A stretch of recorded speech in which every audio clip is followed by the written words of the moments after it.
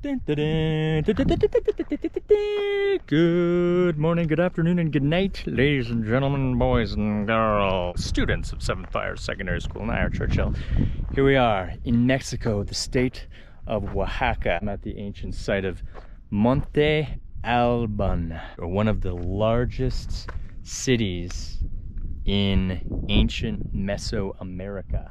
So what is ancient Mesoamerica? Glad you asked, ladies and gentlemen, glad you asked. So Mesoamerica is a region that existed mainly in Mexico and Central America. Mesoamerica is one of the world's cradles of civilization, which essentially means that it's one of the places in the world where culture and people, civilization arose independently, so not shared with other parts of the world. The other parts of the cradles of civilization are ancient Egypt and the Nile Valley, the Indus River region in India, the Huanghe River region in China, and the Andean region in Peru. This is the first city, very first city in ancient Mesoamerica, and the capital of the Zapotec people.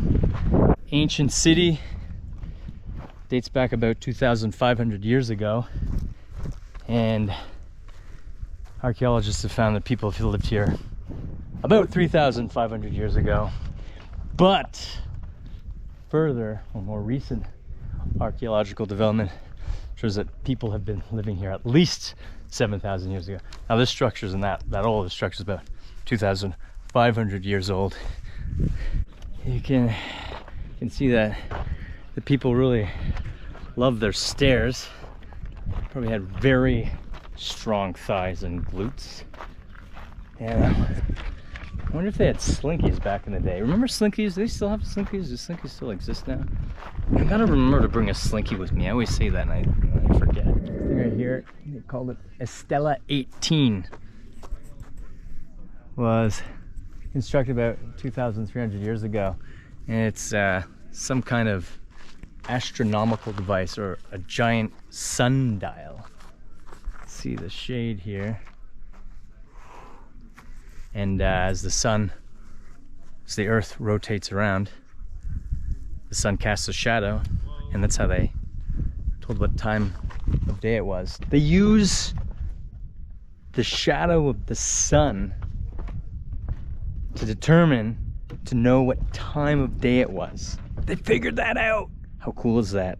You know, that was their watches, that was their clocks. The sun with a big concrete slab.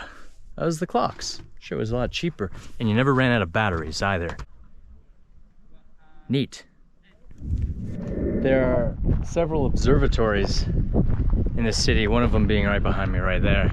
The ancient people who lived here, they constructed these observatories and used the knowledge of the stars, of the sky, to construct their cities, the city in specific. And when they observed the skies, it would give them the knowledge of knowing when the best season was to harvest, and it told them the best time to recollect their medicinal plants. And they also used it for prophecies. So there's so many of these platforms that just kind of have stairs that go, steep stairs that just kind of go up to the top of nothing. Now they say, archaeologists say, that these right there anyways, that one and that one, this one behind me, were used as like temples for sacred ceremonies. But they just kind of like go up to what? Nowhere? You get higher to the sky, the heavens. And then you have these carvings, these giant, large, fat figures with huge lips and big noses. Now, the archaeologists say that are depictions of some kind of kings of some kind. But how do they know? How do they know? It's really just knowledge that archaeologists found from the people who found the site prior to the people who found the site. I think that these were platforms where the people would go They'd have some kind of religious ceremony or ceremonies. Maybe that's where their spirits went up to the sky. Or maybe these were like the landing zones for UFOs. And these were the depictions of the creatures or aliens that they saw. That's what I think. But hey, you know, call me crazy. Whatever. That is not fact, but you never know, man. Oh my god. These people love their stairs. It's agave plant. It's where tequila comes from, fermenting those hard, thick leaves. There are lots of medicinal plants in this area. The agave plant being one of them, peyote being another one, marijuana is another one.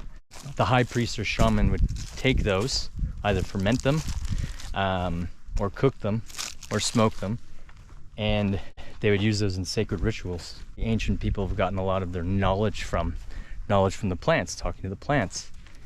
And I think we don't give it psychedelics enough respect as they should, because generally the Western world has demonized them, saying that makes people go crazy.